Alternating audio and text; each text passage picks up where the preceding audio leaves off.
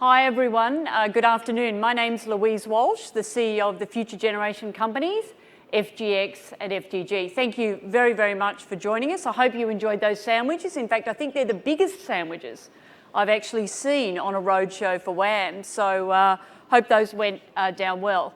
Now, this afternoon, we're going to have a short, sharp update on the Future Generation Companies.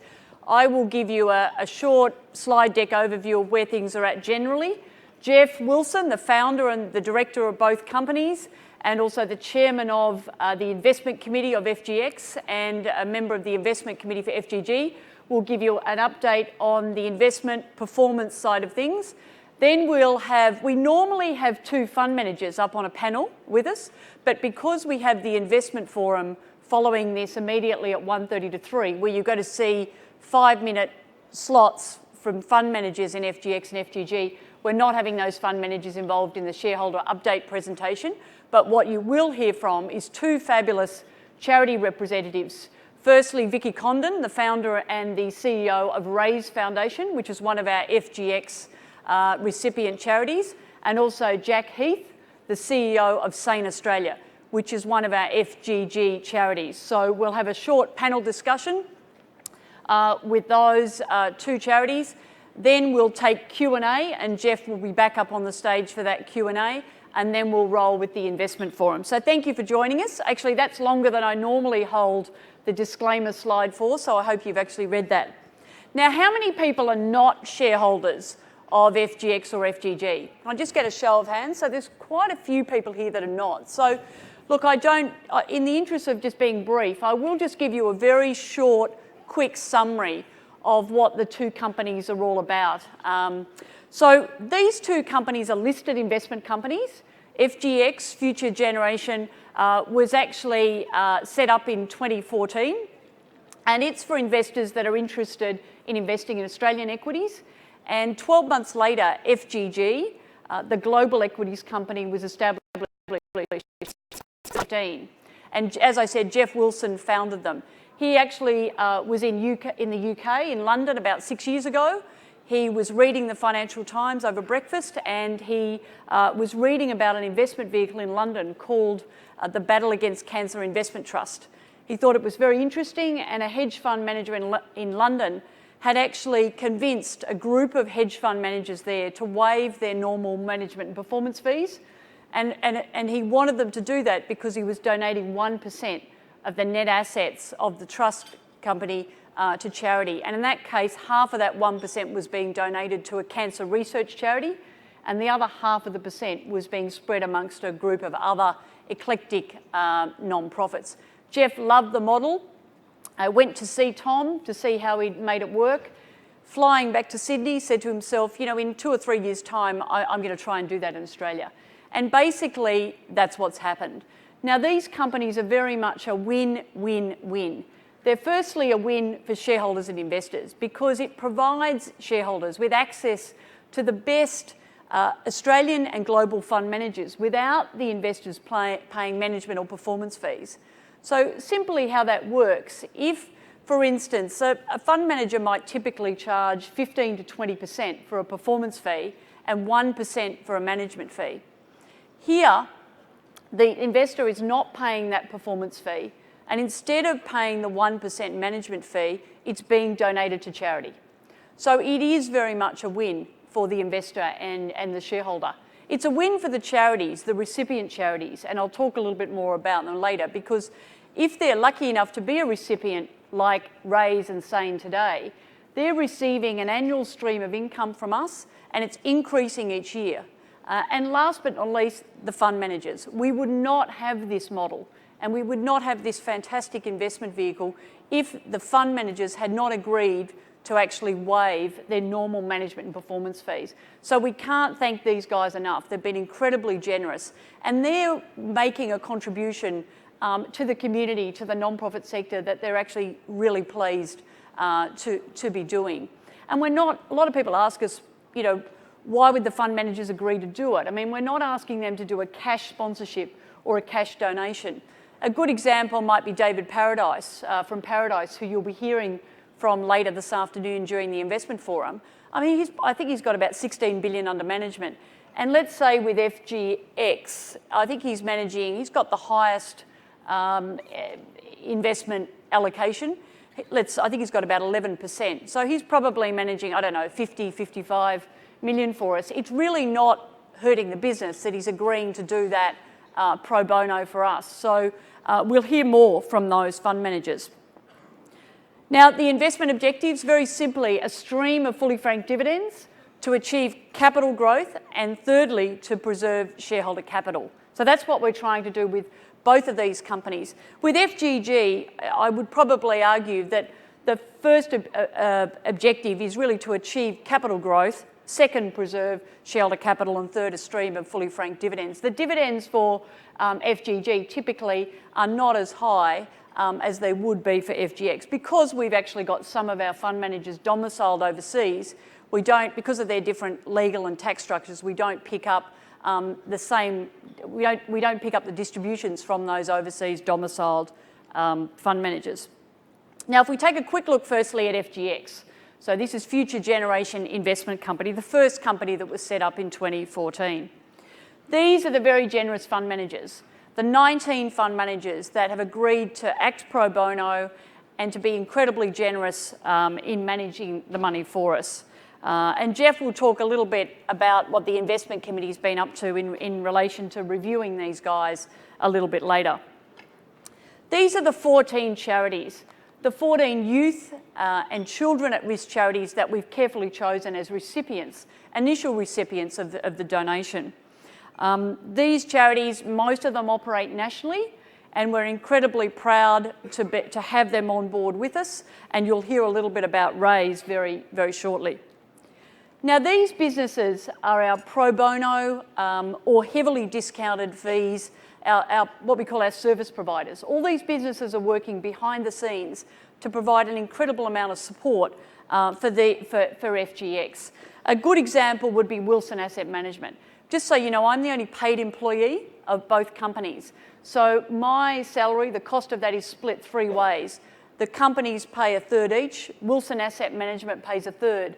And then Wilson Asset Management would have about 30 staff at the moment down in Macquarie Street, and about a dozen of those are actually doing work on these two companies. Just to give you an idea, there's a full-time finance manager who actually works in the WAM finance team, and that person works solely on these two companies, and her salary is fully funded by WAM. So WAM have been incredibly generous. The ASX have actually waived the annual listing fees for these two companies. We're the only two companies listed on the ASX where we're not paying annual listing fees. They don't even, we don't even have their logo here because they said, look, we don't even need to do that. We just love the charitable focus of what you're doing. Now, just a few highlights. This is the 12 months to 31 December 2017. Firstly, a 4.4 cents increased fully franked full year dividend.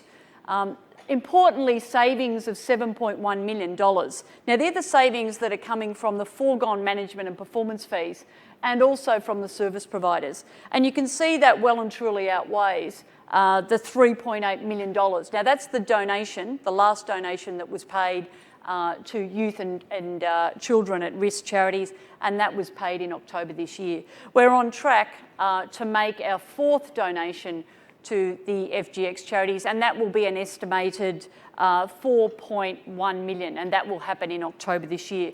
And if you're a shareholder, you will know that every shareholder has the chance to vote on where that 1% donation goes. So it's very much democracy at its finest.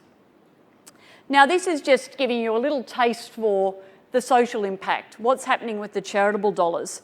And we will hear from Raise, but one of the other things we're very pleased to be supporting is the Australian Indigenous Education Foundation. It's the first one up there. We're actually funding 7 Indigenous students to attend private boarding schools in capital cities around the country. Now, these students, it's an incredible leg up for them, and one of the reasons we like this non-profit or this charity is that they track their alumni. I think they have a 97% success rate with students actually finishing the HSC. But in 5, 6, 10 years' time, they can tell me exactly where each of those alumni have gone, what trade they've gone into, what university degree they've got, what job they've got. And we love the fact that we can measure the outcome, the long-term impact of where that funding is going. Now, if we quickly look at FGG, Future Generation Global. So when, just after Jeff had done the IPO for FGX, it was oversubscribed, 200 million was raised from investors. A lot of investors said to Jeff, look, we're underweight in global equities, would you do a global equivalent? And that's when FGG was born. Now, today we have combined assets of over 810 million between the two companies. The donation this year will be an estimated 7.6 million, but the plan is to grow these entities so that the combined assets will hopefully be 3 billion or thereabouts within 10 years' time, and the annual donation will be at least $30 million a year. So we intend to be a very serious, very big funder of the non-profit sector long term. Now, I want to acknowledge and thank these fund managers. These 14 fund managers in FGG. We've got some names that you'll be very familiar with here, like Magellan, Paradise and Coopers have very generously agreed to support both companies as fund managers. And Caledonia is a recent addition. They were added to the mix in the last 12 months, and we're absolutely delighted to have them on board, especially when you look at their performance numbers. Now, the charitable focus of FGG is on youth mental health, so that's where the 1% goes. We've chosen that cause area very strategically. We chose it because it's chronically underfunded by government, let alone the private sector. And we've also chosen it because we really want to show a leadership role in actually encouraging other funders, other corporates, other donors, philanthropists to also fund in mental health. These guys had to complete a very, very detailed 5-year initial proposal. And if you look on our website, you'll actually see the social impact evaluation reports that each of these charities have undertaken for year 1. And they're about to embark upon doing that work for year 2. So we're pretty serious about making sure that they can demonstrate the outcome and the impact to shareholders. Now, these are the service providers, very similar list to FGX, but I want to point out here, for instance, Steadfast. Now, this business has actually donated the audit fees for FGG on an ongoing basis. Incredibly generous offer from the managing director, and it really does help us keep the costs of the companies right down. So we're incredibly grateful to each of those businesses. CommSec have actually waived their normal brokerage fees, and that means that, and we're actually the only 2 companies that you can buy shares through CommSec and not actually have to pay the brokerage fees. So again, they've been incredibly generous in agreeing to do that. Just a few highlights for the 12 months to 31 December. I'll point out here the savings of $4.3 million, and they were from the foregone management and performance fees, and also the fees foregone by service providers. And also the $3 million donation that we made last October, and that went to our children and youth at risk charities. And again, you can see that the savings foregone well and truly outweighing the donation figure for that time period. Now, you'll hear a bit from Sane, but this is a brief summary of really the impact that we're making in the charitable area. When shareholders come to vote in August, they will get quite detailed information on where the donations have been spent by each of these charities in the last 12 months and where they're going to spend those dollars in the next 12 months coming up. But one of the things, we've just had Reach Out Australia actually in to see the board, and we're incredibly excited about the work they're doing because they're actually adapting the work that they currently do, which is mainly online and in the digital space, so that it becomes more relevant to young people that are in rural and regional Australia, because they don't get access to the same sort of services that we get in a city, a big city like Sydney. So we're pretty excited about the work that they're actually doing. Now, what I'll do is I'll hand over to Jeff now to walk you through some numbers and to tell you a bit about what the investment committees have both been up to. Thanks very much. Jeff. Right. Look, thank you very much, Louise, and thanks everyone. And in the break, someone asked me, they said they've heard a rumour that I'm going to retire. Just, and I've always had this consistent timeline. I'm 60 at the moment, and I plan to retire when I'm 80. My dad, he lasted till 88, so I thought I'd probably do 95 if that makes sense.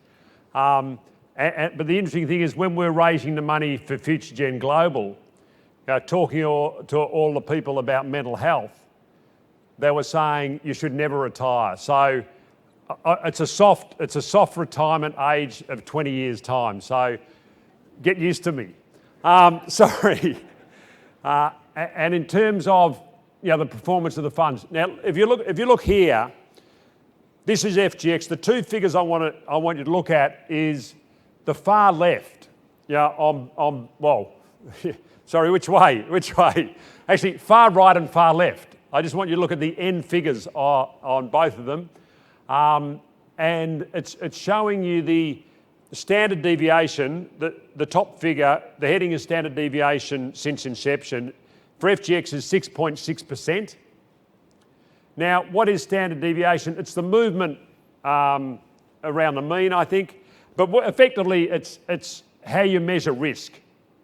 So you want the least risk is the less volatile, which gives you, in theory, a lower return. So if you have a high standard deviation, the market, FGX portfolio was 6.6, the market was 11.3.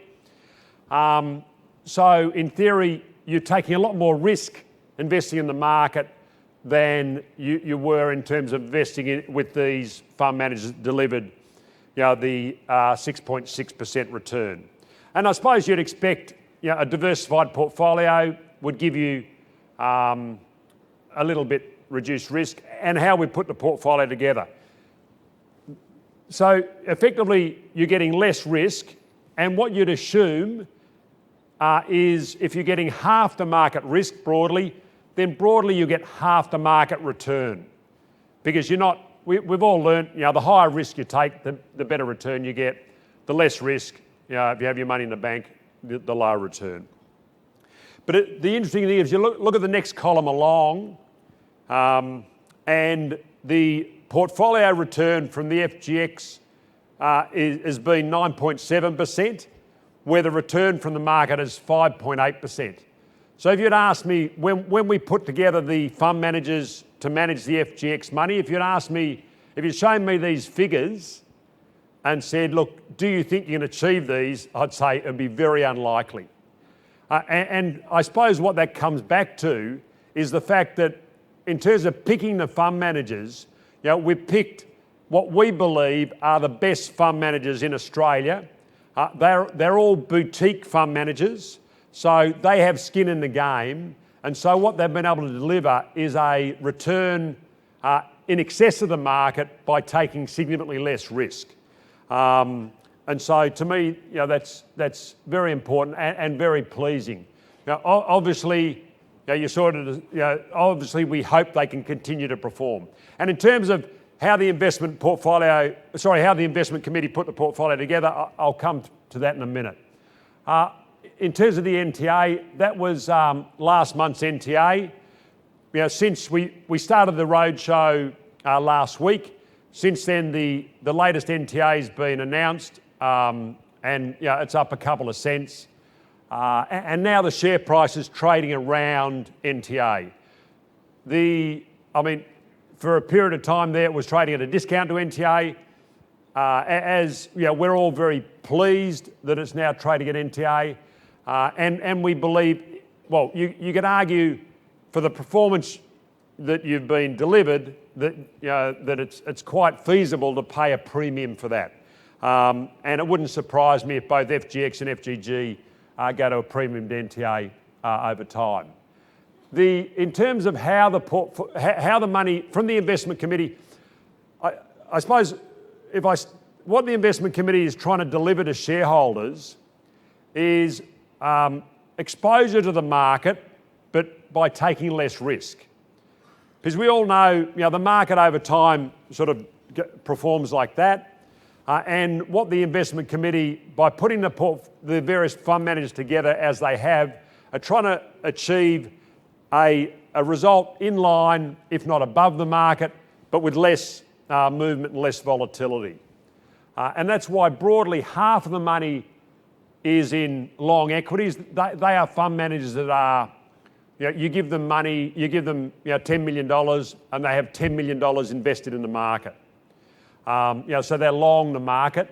And then broadly the other half is a combination of absolute bias managers, and we're in that category. At the moment we're sitting on about 30% cash. Some of our managers are sitting on 50% cash. It's really the individual manager's choice. So they're looking at more absolute returns, trying not to lose money, just to perform on an absolute basis, not a relative basis. And the market neutral managers are the managers that are, that really are trying to take no risk on the market.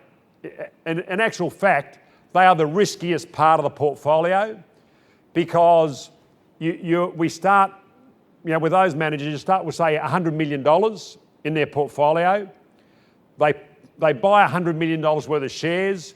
They sell $100 million worth of shares, and so it's neutral in terms of exposure to the market, and they have $100 million in cash. So effectively, if the market, what they're hoping is the shares they've bought go up, and the shares they've sold go down, and so they make money both ways. Now the risk is, if the shares they've bought go down and the shares they've sold go up, then they lose double the amount of money. But it actually, it gives you a balance to the portfolio and takes out a lot of that volatility. And if the market does fall significantly, you hope they perform well. So that's how the portfolio has been put together. And they're the individual managers. Now we've added and we've subtracted managers, and as an investment committee we'll continue to do that. Now, first of all, I can't be more thankful and grateful for all those managers that have managed the money on a pro bono basis. And at various points in time, the investment committee needs to redeem from some of those managers, and it's tough, when they've managed money for you for free. But in the end, the investment committee is responsible to the board, and of course the board is responsible to the shareholders. And you own the company, so we have to make sure we have who we believe are the best managers. Now, some of those managers are closed. We're just rejigging the portfolio a little bit. So in the next couple of months, you'll see a couple of new fund managers that we're putting in there. And you'll see our weighting, as in Wilson Asset Management, our weighting is, we've got about 8.8% of the portfolio. That'll come down to about 5 over the next couple of months, because we're the easiest ones to ring up and say, can we redeem from? There's no emotional attachment from our perspective. So we said, look, why don't we just, these new managers that are coming on board, they have limited capacity and they're going to be closed very soon. So they've given us some capacity while they're open. So we'll dial ours down, and some of the other managers we might dial down, which will allow us to dial back up at another point in time. In terms of looking at FGG, again, if we look at the performance, look at the end, either the right or the left, the standard deviation column. You'll see there the FGG portfolio standard deviation of 8.5% against the MSCI World Index in Australian dollars of 9.5%.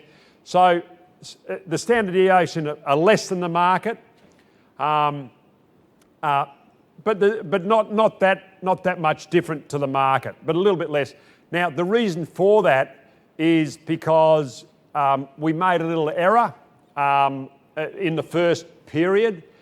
When we're setting up the various funds, we looked at all the best performing global funds that we could get access to, and the ones that that we had a filter. I think we had 90, and we filtered it down to 13 or 14.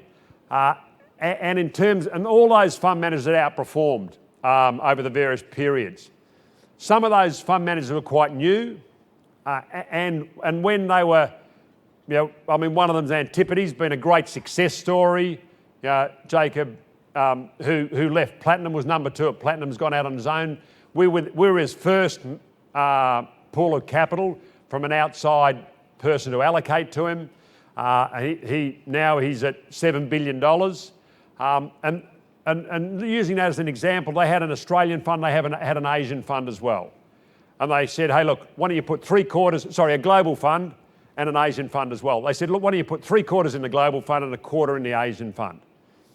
Now, each of the managers, we didn't want to give more than 10% to any of the managers because we didn't want people to say, hey, look, say from our perspective, say Wilson Asset Management, we charge a 1% management fee and a 20% performance fee. So if we were managing all the money here, then you just get out of our fund and you put it all in one of these funds because you're only losing 1%, which is going to charity. There's no leakage on the performance fee. So we said, look, we won't put more than 10% of our money with any of the managers. And then when we were putting all these managers, all the global managers through, Lonsec's got an optimizer to get the maximum outcome. We end up being slightly overweight Asia.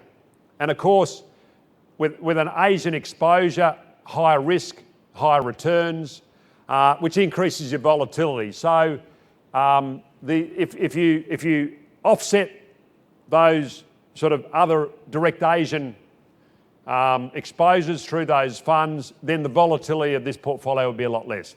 And after about a year, we decided as an investment committee that, hey, look, let's remove the direct Asian exposures. So we've actually taken all them out. We're still, some of our managers have Asian tilts, but we've given, say with Antipodes as an example, we've put all the money with the Antipodes Global Fund rather than having 3/4 with the Global Fund and 1/4 with the Asian Fund. And if they decide to allocate to Asia, then that's their decision. So that would have been a lot less. And you'll see, like the performance figures, again, with that skew, it didn't help us with the performance in the early days. But we're very happy. Last month, we had a cracking month. The NTA still has come out, and we didn't perform as well as the previous month. We're a little bit behind the market, but we're very happy with the portfolio. Broadly happy with the portfolio. There's just a few little adjustments we're still making at the investment committee level. You'll see that was the last month's NTA because these are the slides that we put together for last week. Since then, the NTA has come out and it's a couple of cents higher. And the share price is trading a little bit of a premium. I think it's 132, a little bit of a premium NTA. That's broadly how the assets have been allocated. I did mention the investment committee is in the process of rejigging a little bit. So taking away some of that long equities to get some more, just to some more absolute or market neutral characteristics. And they are the various fund managers. Where one of the fund managers, which one is it? One of the Ironbark we're redeeming from, their performance hasn't lived up to our expectations, and we'll reallocate that to other fund managers. They were a Chicago-based boutique, which we're just in the process of reallocating. Now here's a question for everyone here: who here will be impacted by the potential Labor government changes to the imputation system?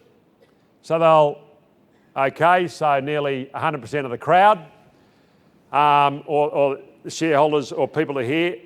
Can I ask you, can you go to the Wilson Asset Management website and all you've got to do is fill in your name or your email address and press a little box and you effectively signed a petition. This is the first phase of a strategy we have, I was in Canberra yesterday doing a presentation. We had 152 shareholders there. Only 28 signed it. I was incredibly disappointed. I know I'm going to get done if Labor get in. I know I'm going to get taxed everywhere. I'm going to, the money, my superman's already told me, my superannuation man, is I'll just go into my money that I've got in accumulation phase, I'll just put it straight back into pension. So I'll use my franking credits there. But we want this petition to be as large as we can. We'll deliver it to both sides. And also we have a submission as well. But that'll come a little later, and we'll freely share it with you. To me, I have no problem. They talk about, Labor talks about the disparity in super. I have no problem in paying more tax in super. To me, don't do it to the people that have worked all their life, have now got their self-managed super fund, and are living off those earnings. Don't change the goalposts again. So, if I can ask you, everyone here, to actually fill it in, and if I can also ask you to ask one more person, only because I was so appalled at, I thought I did a good job in Canberra, Louise. I thought I did a good job there, didn't I? But we only got 28 people of 152. We'll take questions at the end. Thanks very much.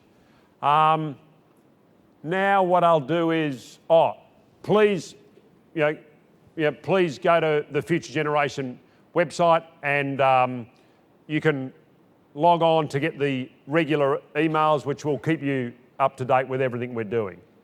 I'll pass over to Louise now. Thanks. Thank you. Well done. Actually, we don't mind if you just sign the petition while you're sitting here now. So it's not offensive if you just want to pull out your phone and do it now. So it's pretty quick to do. I've done it in the WAM presentation. So now I'd like to, I think they're just going to move the chairs a little bit further over, so you're centre stage.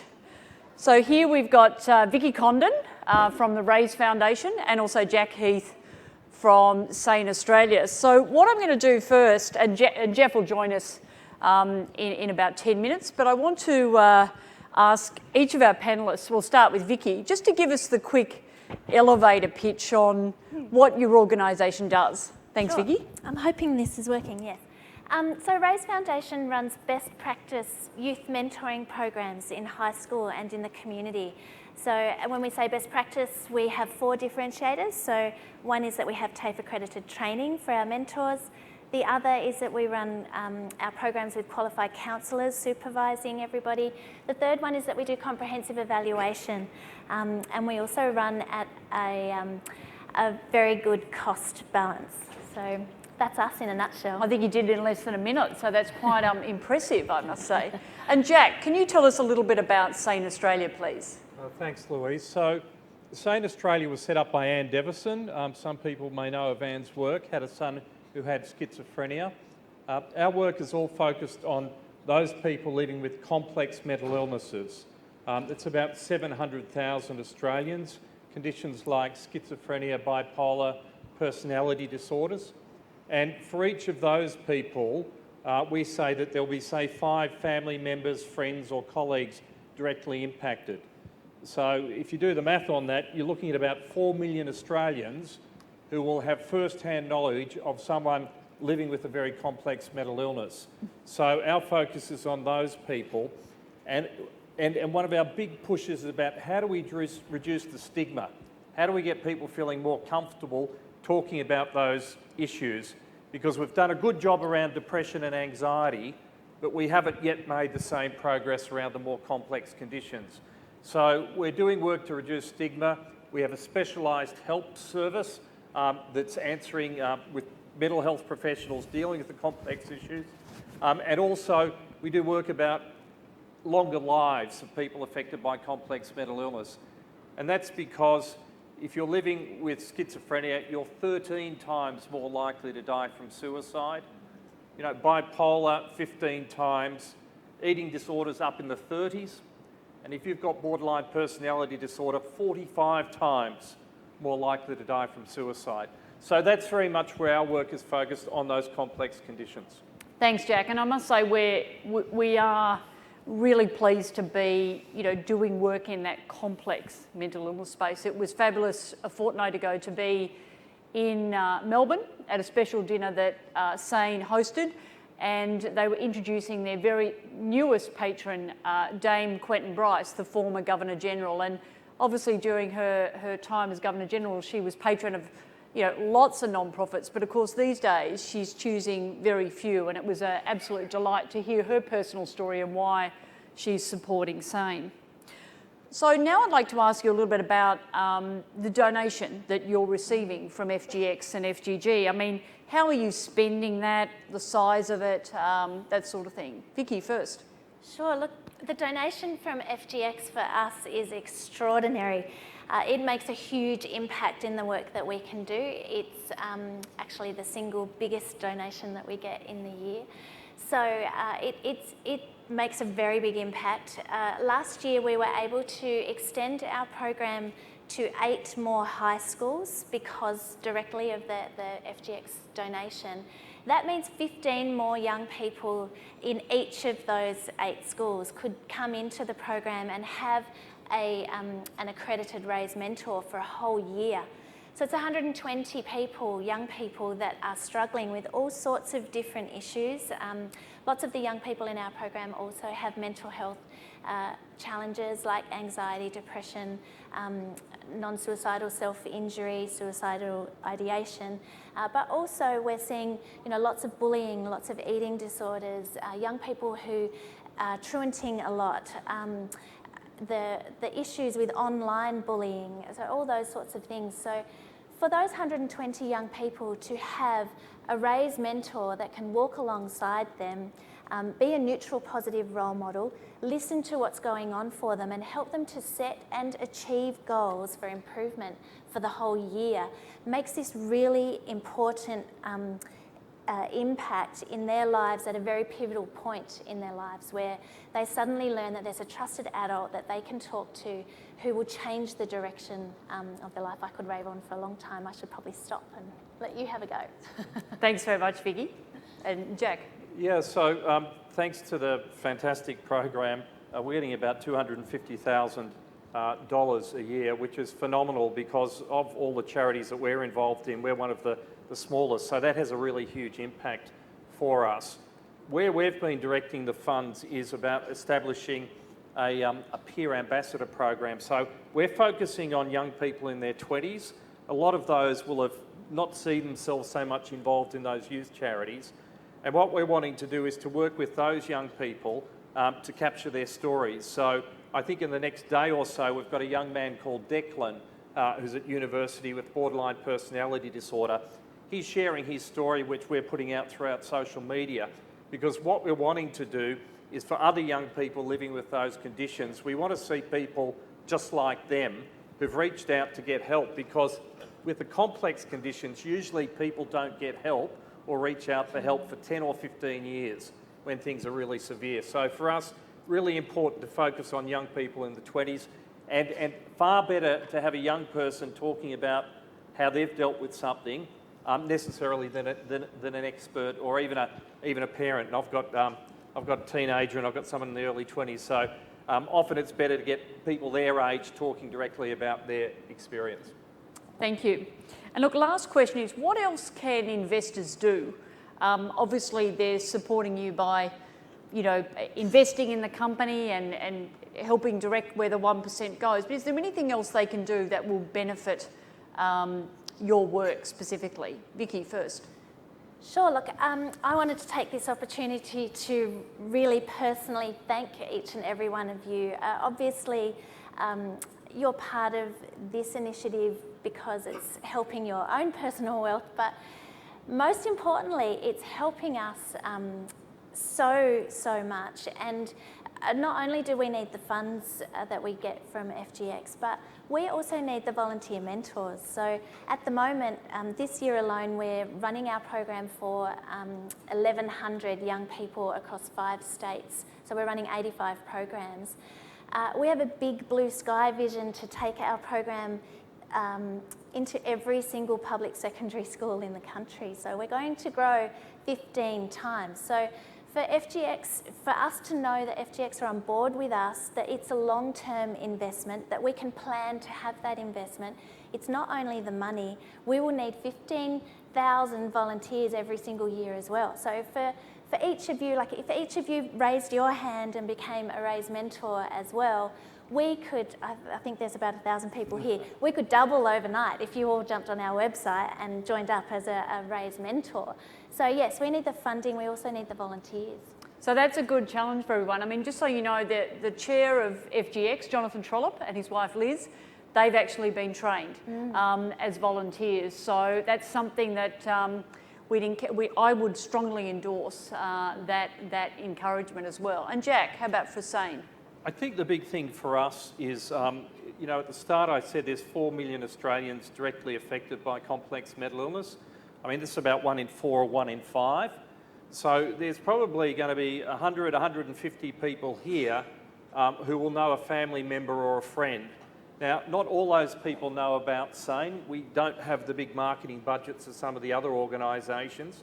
So what I'd urge you to do is to encourage them, if they haven't already, to go and visit SANE, the SANE website, because we have support there, not just for individuals with those particular conditions, but also a community of carers and family members who get online to talk about what works for them in terms of helping a family member that's got a serious mental health issue. Thank you. Look, please join with me in thanking Vicky and Jack. You can see they're tremendous ambassadors for their organisation. And I'd like to call on Jeff to come back up. And now we'd like to open to any questions or comments that you might have for the last just under 10 minutes. So please don't be frightened. I see we've got one gentleman. Thank you.